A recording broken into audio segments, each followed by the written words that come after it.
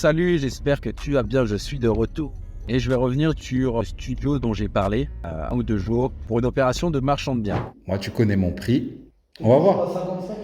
Mais le but, c'est qu'on avance. Tu me dis, le gars, il est pressé. Voilà, ça, la balle est dans son camp. Moi, je te dis, à ce prix-là, je peux dégainer rapidement. Grosso modo, il m'a fait un retour à 65 000 € au lieu de 50 000 € que j'avais proposé. Alors là, à ce moment-là, il y en a qui auraient essayé de batailler pour avoir 60 000, 58 000. Sauf que moi, dans mes calculs, je suis parti sur 50 000 € avec une marge à peu près à 17 000 €. Donc 17 000 €, c'est une marge quand même qui est basse, qui est très basse même, je dirais. Alors oui, en pourcentage, on est à 22%.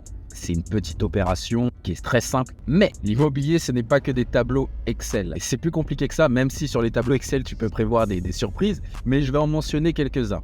On va commencer déjà par rapport au financement. Aujourd'hui, dans ton calcul, peut-être que tu t'es dit, voilà, je pars avec 10 000 € d'apport, la banque, voilà, c'est ce qui se fait. Ok, tu vas te retrouver face à une banque qui va te dire, ah là, ça se complique, là, 10 000 € ce n'est plus possible, il va falloir mettre 15 000 €. Donc, par rapport à ton épargne, c'est 5 000 € de plus. C'est pas négligeable, c'est pas rien. Ça, c'est des choses qui peuvent arriver sur le terrain, que ton tableau Excel ne t'a pas dit.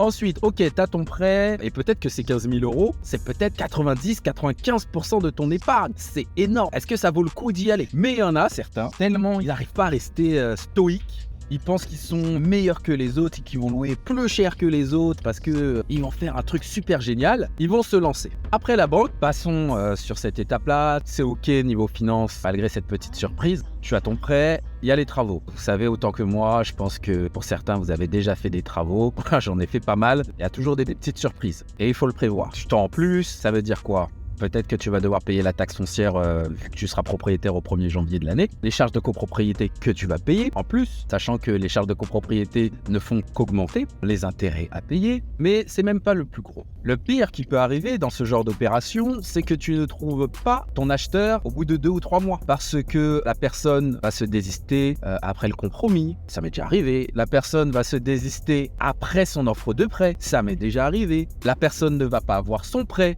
une personne, 2 personnes, ça m'est déjà arrivé.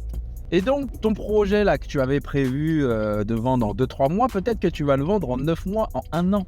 Plus d'intérêt, plus de stress, plus de ceci, plus de cela. Et ta marge qui n'est plus celle que tu avais prévue dans ton tableau Excel. Ça, c'est la réalité du terrain. Grosse séance. En tout cas, pour en revenir à la story, qu'est-ce qui va se passer après derrière? Tu vas avoir des gens qui vont venir me voir en DM en me disant « Bon, j'ai mis mon bien en vente, mais j'arrive pas à le vendre. Pourtant, j'ai fait de beaux travaux, ceci, cela.